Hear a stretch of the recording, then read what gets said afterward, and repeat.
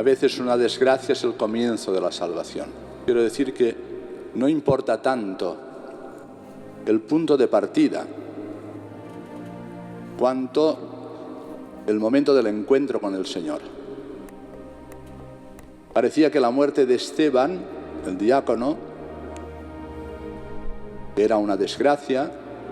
Estaba Saulo allí guardando las ropas, vio, escuchó a Esteban.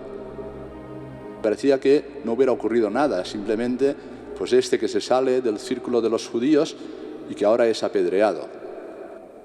¿Qué pasaría en el corazón de Saulo? Porque seguro que aquello le impactaría. Estaba pues por dentro reconsiderándolo. Él era fariseo y de los verdaderamente aguerridos para perseguir a los cristianos. Pero camino de Damasco fue alcanzado. ¿El punto de partida cuál era? Pues que era un hombre religioso y él, fariseo, de los más religiosos. Bueno, pues ese es el punto de partida. Pero fue alcanzado camino de Damasco. Saulo, Saulo, ¿por qué me persigues? Y este fue un momento de encuentro con el resucitado. Ya venía el corazón de Saulo, seguro, reconsiderando todo lo que estaba pasando. Los procesos a veces los describimos como instantáneos, pero hay todo un proceso interior que nos lleva a encontrarnos con el Señor.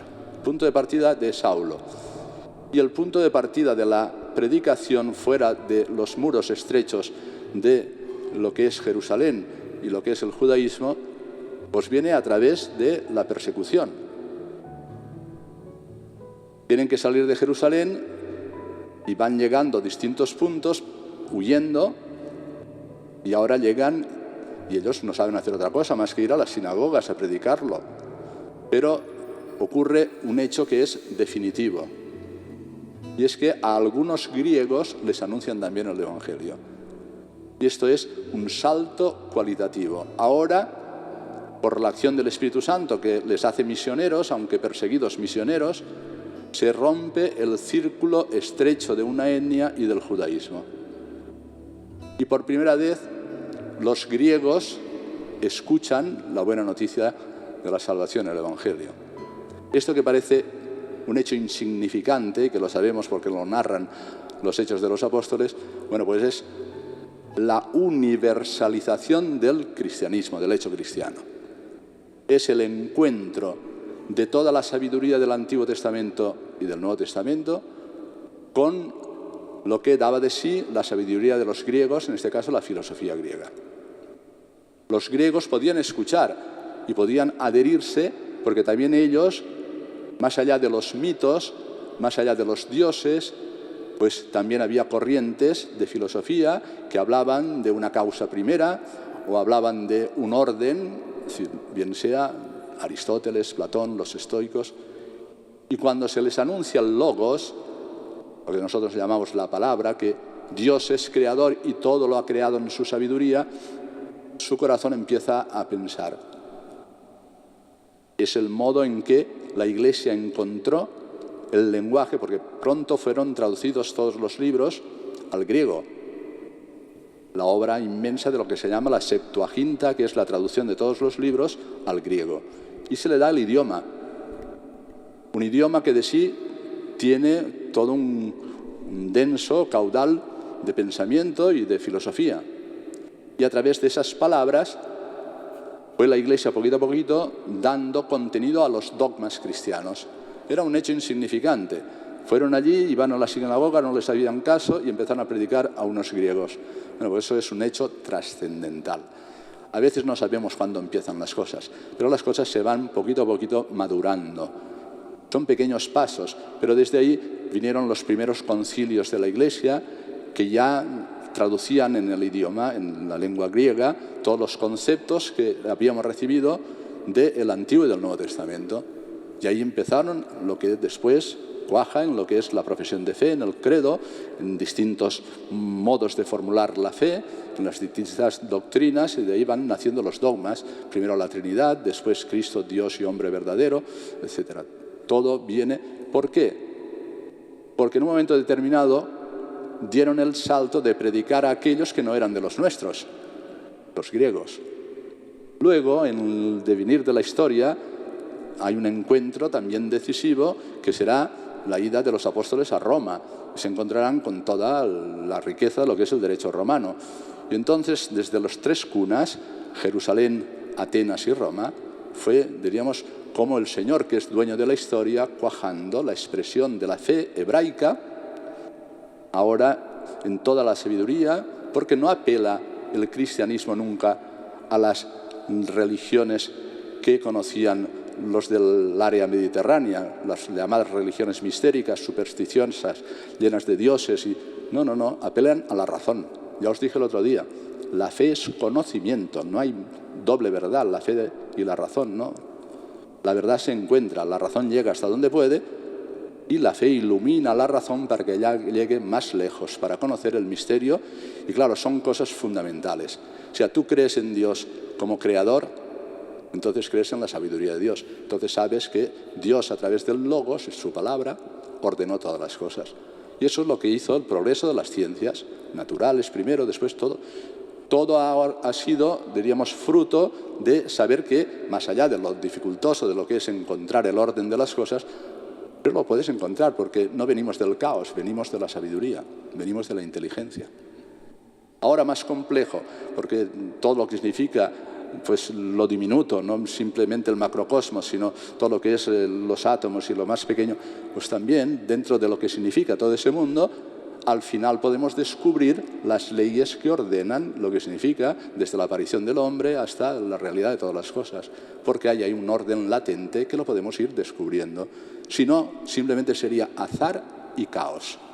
El mismo Darwin, cuando se publicó su biografía póstuma, dice: al final no tengo más que admitir que debe haber alguna causa que ordene todas las cosas, aunque yo no puedo ser creyente. Me manifiesto agnóstico. Agnóstico es decir, bueno, pues que lo dejo en suspenso.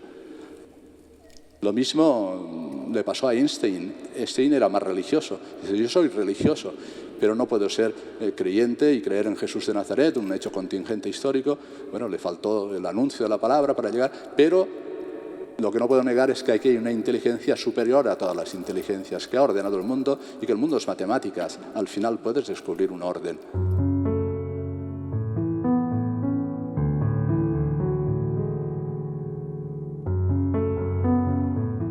¿Y eso cómo vino? Pues venía de la sabiduría de los textos del Antiguo Testamento. Dios ha creado el mundo. Tú imagínate lo que significa un mundo que viene del caos y entonces ¿qué queda? ¿No existe la verdad? ¿A qué se reduce la libertad? Si no hay verdad, no hay libertad que la ordene. Y entonces, bueno, pues todo depende de lo que cada uno decida. Y lo deciden los más poderosos o los más débiles, lo he explicado varias veces. Bueno, pues esta es la sabiduría cristiana que entró en Antioquía, donde por primera vez fueron llamados cristianos. El hecho cristiano ha dado la vuelta a toda la concepción de la historia y allí donde floreció el cristianismo aparecieron, mira, entre otras cosas, los hospitales. En Roma, cuando había así epidemias o había centros para acoger, pero particularmente a los nobles y a los de la legión, pero los más pobres no tenían sitio. Fue en el concilio de Nicea cuando la Iglesia dice: hay que hacer hospitales en todos los sitios. Y por el mismo hecho nacieron las universidades. Las universidades nacen junto a las catedrales. Fijaos lo que significa un hecho que parece insignificante: el encuentro de la sabiduría de la Escritura con el mundo griego, después con el mundo romano, y ahí ha cuajado lo que entendemos ahora como Europa y el occidente cristiano. Solo en estos momentos, en esta sociedad tan secularizada, ha entrado en crisis Europa y ha entrado en crisis el mismo hecho cristiano. ¿Por qué estamos aquí y está la Iglesia abierta? Porque no quiero ser cómplice de la secularización. Porque no quiero contribuir a que la Iglesia sea considerada como un teatro, que si no se abre pues no pasa nada, pero no, si no se abre la Iglesia sí pasa. Claro que pasa y mucho. Y esto puede parecer insignificante, como insignificante fue que salieran del cerco de las sinagogas y empezaron a anunciar a algunos griegos el Evangelio. Pero las cosas maduran a su tiempo. Y si nosotros somos conscientes de que el Señor ha puesto toda la salvación en nuestras manos y no contribuimos a que este mundo en el cual nosotros vivimos quede bajo la oscuridad de la indiferencia religiosa, bajo la secularización aplastante y los templos al final se queden mudos y la palabra de Dios no se anuncie. No, todo lo contrario. ¿Qué es lo que estamos adelantando? Pues mucho, porque lo ponemos todo en las manos de Dios, para que, del mismo modo que en Antioquía nacieron los llamados así cristianos por primera vez por ese nombre, Dios les daba la potencia a ellos porque la mano de Dios estaba con ellos, es decir, eran dóciles a lo que Dios les reclamaba y predicaban la buena nueva de la salvación, se convertían muchos. Y como eran hombres como Esteban llenos de fe y del Espíritu Santo, pues fueron ganando unos cuantos. Llamó a Saulo y allí estuvieron un año predicando y nació nada menos que la iglesia de Antioquía, que dentro de la historia tiene una importancia enorme. Y después, para lo que fueron las definiciones de los dogmas, tanto trinitarios como cristológicos. Y después vendría ya todo lo que significa la belleza de la Virgen María, etc. Bueno, pues importa poco el punto de partida. Puede ser el que sea. Una desgracia, la muerte de Esteban. Un espectador, Saulo, persecución. Pero ahí estaba madurando algo que después con el tiempo se desplegó y era la bendición para saber que la salvación es para todas las naciones. Para todas las naciones, ¿no? Es lo que nos hacía decir el Salmo. Bendecid al Señor todas las naciones. ¿Y cómo se universaliza el lenguaje para que no quede encerrado en una cultura o no quede encerrado dentro de una etnia?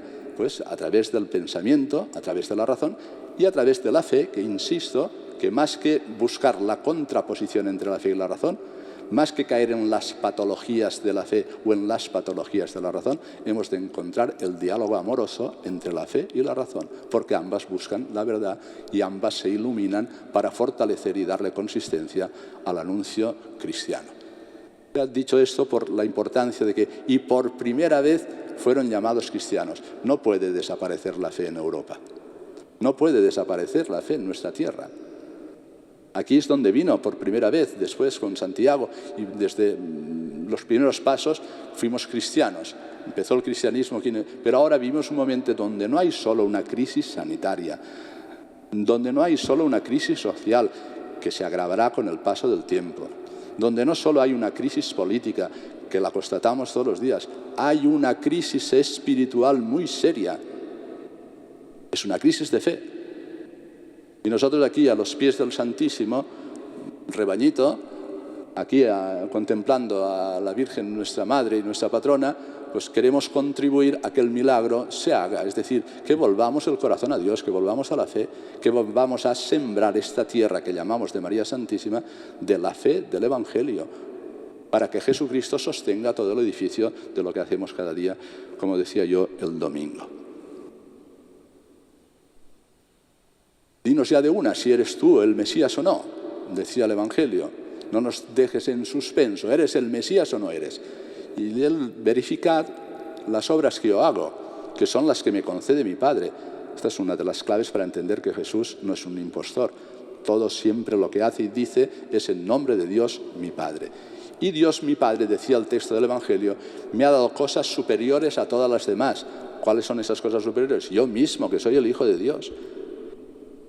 Y por voluntad de Dios he tomado carne vuestra y me he hecho hombre, para en el lenguaje vuestro anunciaros la belleza de lo que es el misterio de Dios.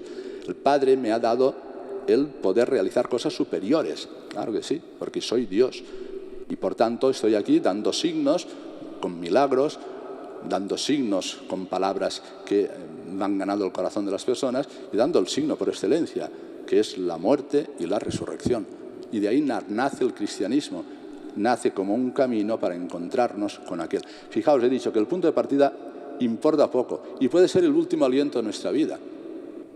Siempre que escucho el relato de la pasión, cuando llega el momento en que el ladrón que está al lado de Jesús dice Jesús, bueno, pues ese es el momento, el último.